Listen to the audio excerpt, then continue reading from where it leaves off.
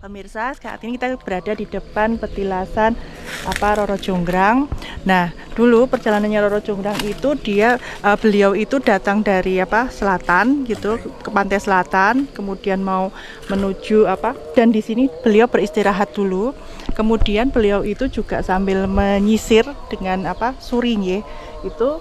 Nah, di sini adalah ada 3 batu ini. Ini adalah tempat untuk menguburkan rambut beliau yang rontok. Nah, kemudian beliau ini bersama beberapa pengawalnya itu juga beristirahat sini selama beberapa hari sebelum beliau melanjutkan perjalanan ke daerah Prambanan.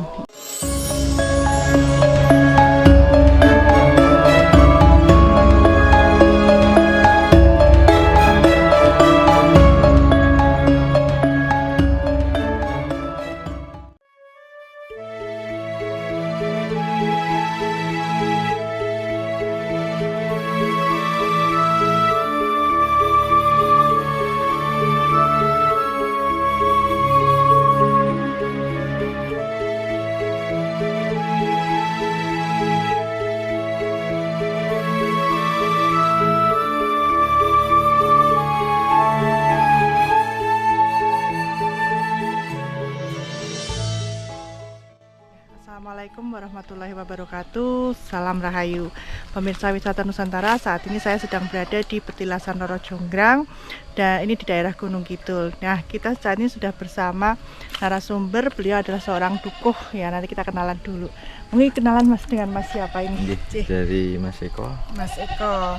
Kita sekarang di desa mana Mas ini? Di sini di Padukuhan Wonosari, tepatnya di Kaluran Semoyo. Semoyo, Gunung Kidul. Iya.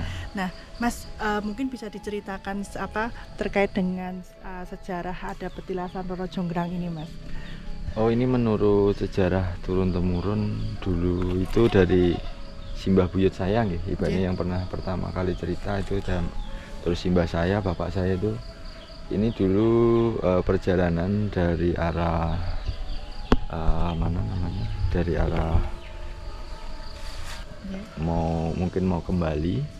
Nah, beliau yang itu singgah di sini, istirahat di dalam perjalanannya itu dan mencari sumber mata air.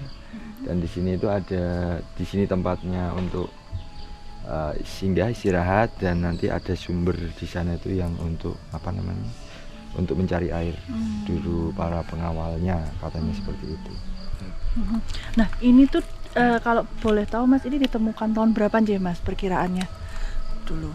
Kalau ini dari zaman sudah hampir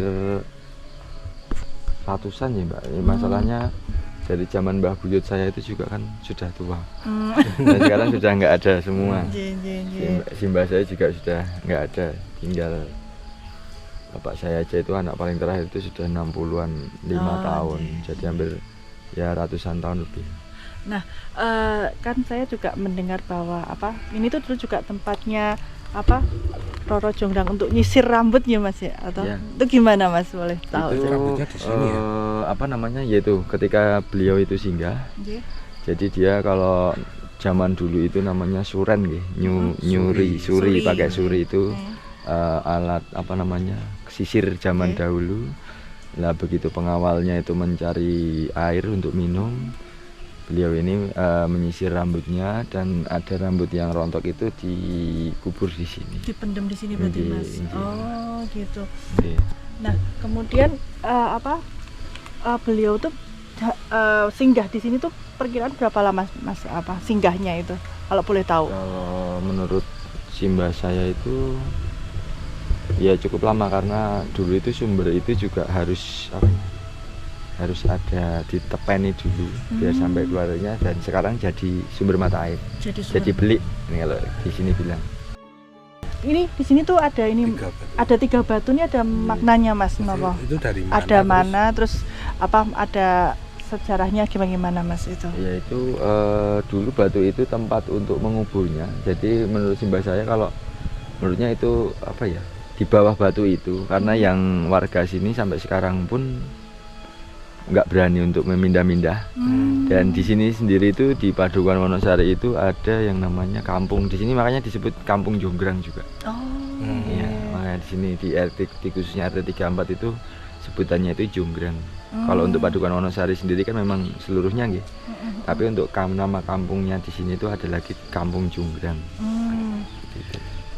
Sama ini tadi kan Bapak Mas kan bilang kalau Roro Jonggrang itu kan baru pulang dari pantai selatan terus pulang ke Prambanan. Tanya Mas. Nah itu kalau apa tadi kan Bapak sempat cerita juga ya Bapak dengan Pak Eko kalau bahwa Roro Jonggrang itu dari pantai selatan terus mau pulang kalau nggak salah ya, mau pulang ke Prambanan atau gimana itu Mas ceritanya? Ya itu kalau waktu itu saya hanya mendengar cerita itu setelah perjalanan itu ya memang dari arah sana tadi dari kidul nggih, selatan nggih. Itu mau berjalan ke utara ke Tenler. Biasanya mungkin yaitu di selama perjalanan itu beliau itu singgah di sini. Singgah di sini. Gitu. Nah, Mas, saya ini tadi kan juga saya sempat lihat ada di sini ada kembang ya, ada kembang. Itu apakah warga di sini sering melakukan, maksudnya ada istilah ritual tertentu untuk beliau ini? Ya, di sini karena di sini kami warga sekitar itu masih ibaratnya itu nguri-uri budaya, kebudayaan, dan memang dulu dari simbah-simbah saya dulu itu ketika nanti ada orang hajatan atau mungkin biasanya malam Jumat Legi itu memang masih kita masih uri-uri untuk budayanya seperti itu. Tadi sempat juga Bapak itu sempat bercerita soal ada macan ya Mas ya. Nah, kayak ada apa sih? Macan putih gitu loh Mas. Itu gimana itu Mas? Tadi soalnya Bapak sempat bercerita juga. Dulu itu menurut cerita simbah saya itu karena Eyang Jonggrang ini itu datangnya nggak hanya sendiri kan, ada pengawalnya juga. Itu memang mungkin macan yang memang dibawa beliau itu, dan dulu Mbah Buyut saya itu memang lahirnya juga Senggoro Macan kalau orang Jawa bilang dulu, dan beliau ini punya ada dua macan sebenarnya, ada macan putih dan macan kumbang. Kalau yang pengawal yang sama Eyang Jonggrang itu yang hitam macan kumbangnya. Kalau yang macan putihnya itu memang simbah buyut saya, karena dulu di sini dulu ada kayak gubuk dulu. Kalau simbah saya itu jarang tidur di rumah Mbah Buyut saya, jadi tidurnya di sini. Itu banyak warga yang juga sering melihat beliau ini tidur dengan peliharaannya katanya. Didampingi ya? Iya. Tapi ada pengalaman nggak Mas, maksudnya warga di sini yang kemudian pernah melihat atau dilihatin kayak gitu? Kalau yang macan putihnya itu seperti yang sering dibilang warga juga. Itu kalau dulu simbah saya itu tadi, kalau ketika di gubuk banyak yang juga ada yang sering melihat. Oh gitu. Tapi mungkin kalau generasi sekarang mungkin jarang dikasih tahu nggih. Tapi pernah dulu itu ketika ada acara tukul jalan-jalan itu, di sini itu ada Mbak Soleh Pati nggih.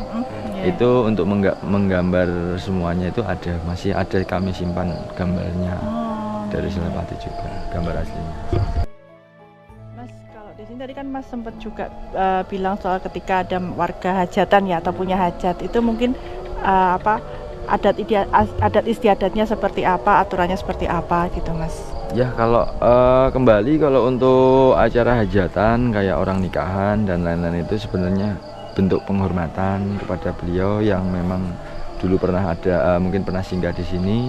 Dan memang nanti ketika orang Jawa bilang itu kalau hajatan itu kan pasti pertama menghormati leluhurnya, menghormati leluhurnya, dan karena ada mungkin yang dianggap kasepuan di sini yaitu Mbah Eyang Jonggrang itu juga sama diberikan semacam kayak sesaji. Tapi sedekah gitu ya ini tapi itu hanya bentuk budaya, tapi kita tetap memohon sama Tuhan Yang Maha Esa. Tapi pernah nggak Mas, misalnya ada pengunjung mungkin yang bukan warga sini yang mungkin pernah melakukan ritual atau lelaku kayak gitu di sini, pernah ada nggak Mas?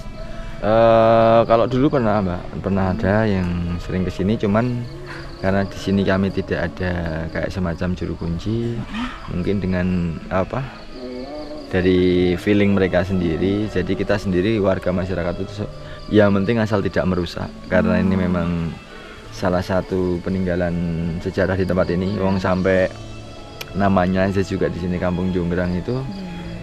Jadi kalau di sini itu yang penting warga itu yang penting tidak merusak yang ada di sini. Aset, Iya, dan mungkin juga Kulon Nuwun ya Mas ya, Kulon Nuwun dengan apa Pak Dukuh dengan warga di sini juga nggih. Pernah nggak maksudnya ada ini untuk apa? Orang hajatan atau orang pendatang yang dia tuh sompral terus kena musibah. Nah, pernah nggak Mas kalau misalnya ada orang yang punya hajatan terus kemudian ya istilahnya sak penake dhewe gitu loh Mas, sak penake dhewe terus Sama itu pendatang. dengan apa juga pendatang yang datang ke sini pernah nggak Mas ada kejadian sesuatu gitu? Kalau yang orang hajatan warga kami itu kalau memang ada yang kurang, biasanya ada kurang apa namanya syaratnya, umpamanya sajinya itu mungkin antara leluhurnya atau yang di sini itu biasanya itu ada hal-hal yang memang kadang di luar logika. Contohnya ketika menanak nasi, kalau di sini kan kita masih pakai kayu nggih. Oh, Nyun iya. sewu, kita masih pakai kayu di sini. Untuk orang hajatan itu biasanya kadang pakai apa ya, dandang dulu itu. Iya, Itu biasanya kita masak 3, itu biasanya yang matang hanya 2. Oh. Terus pernah nanti ketika bikin mungkin masak telur, pernah itu kejadian di dekat sini juga. Masak telur sudah matang, ketika dipindah besok paginya gosong semua. Padahal itu sebelum pas dipindahkan masih baik-baik. Ya. Padahal sudah nggak ada apinya, itu dipindah nggak ada apinya, tapi paginya gosong semua. Oh, itu pernah beberapa kali terjadi gitu Mas? Oh. Makanya saya mencoba untuk mencari juga, karena saya juga ibaratnya masih belum semuanya diberikan tahu dulu. Untuk simbah-simbah saya dulu itu cara nguri-urinya seperti apa, dan memang kami dengan kasepuan yang lebih sepuh di sini juga memang nanti malam satu suro kita kirim doa kayak tahlil, itu juga masih kami laksanakan. Kalau dari pihak keraton sendiri sudah pernah datang ke sini Mas untuk sowan ke sini? Nggih, kalau dari pihak keraton itu pernah saya bertemu sekali dengan Gusti Aning. Itu sudah pernah ke sini. Itu dan memang beliau ini pemerhati juga untuk kaitannya dengan sejarah-sejarah, dan waktu itu memang beliau ada kepentingan untuk pengembangan potensi-potensi yang ada di wilayah Padukuhan. Oh, tadi ada pihak keraton yang memang peduli peduli sampai melihat ini juga ya. Ya mungkin Mas, pesan-pesan buat pemirsa atau pengunjung terkait untuk kalau misalnya mau datang ke sini harus seperti apa, unggah-ungguhnya seperti apa, monggo Mas. Oke, sebelumnya kalau masalah pesan dan kesan saya, dimanapun kita berpijak, dimanapun kita tinggal, dan dimanapun kita berada, yang pertama itu adalah hormati alam dan seisinya, ya kepada manusianya ataupun ke tempat yang ada di situ, karena semua dari yang kelihatan dan yang tidak kelihatan itu memang dibuat dari ciptaan Tuhan Yang Maha Esa. Ya. Matur nuwun Mas Eko untuk semua informasinya, sangat bermanfaat sekali, sehat-sehat selalu. Ya pemirsa Wisata Nusantara, sekian perjalanan kita dari Petilasan Roro Jonggrang. Ikuti terus perjalanan kita berikutnya. Matur nuwun, wassalamualaikum, salam rahayu.